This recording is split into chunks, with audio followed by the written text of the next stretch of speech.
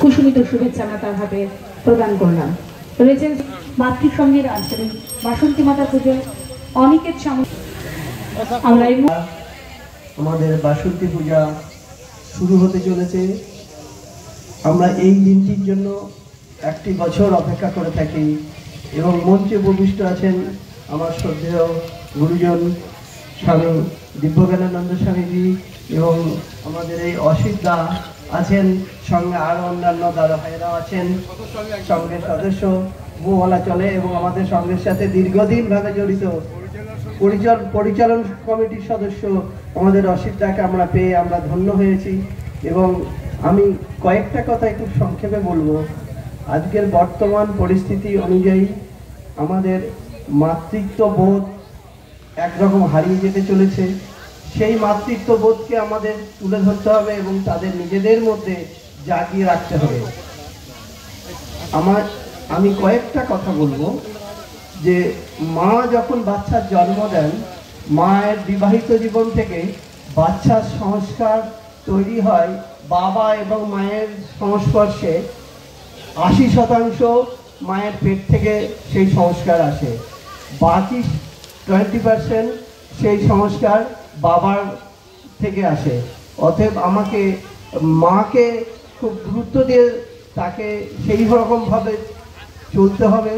রাস্তাঘাটে আচার বিচারে শিষ্টাচার এবং মায়ের পেটে যখন বাচ্চা জন্ম নেয় তখন সেই মাতৃভূমিষ্ঠ থেকে যখন বাচ্চা আমাদের জগৎময় কল্যাণের জন্য যখন জন্ম বেরিয়ে আসে, জন্মান্তর পরিবর্তিত হয়, তখন আমরা সেই মা যাকে বলে থাকি সেই আমাদের এই বাসন্তী মা।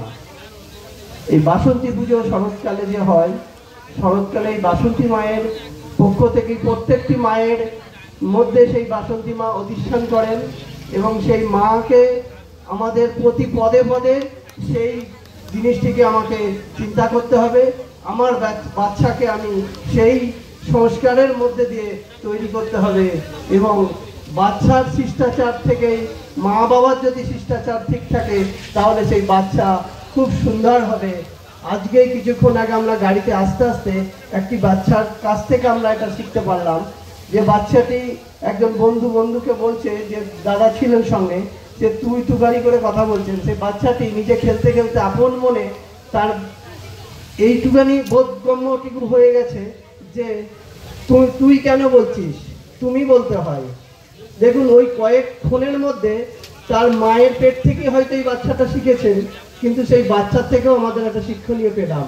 তো এই ধরনের আমরা যদি প্রত্যেকটা বাচ্চাকে আমরা সেই সংস্কারের মধ্যে দিয়ে তৈরি করতে থাকি তাহলে আমাদের বাচ্চা সুন্দর জীবন এবং সুন্দর সংস্কারের মধ্যে থেকে সেই জীবন আমরা তাকে পেয়ে থাকবো।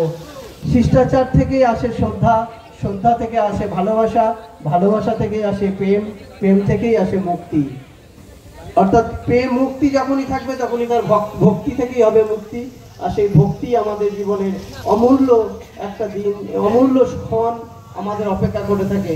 ভক্তি বলতে তো আজকের যুগে হারিয়েই যেতে চলেছে।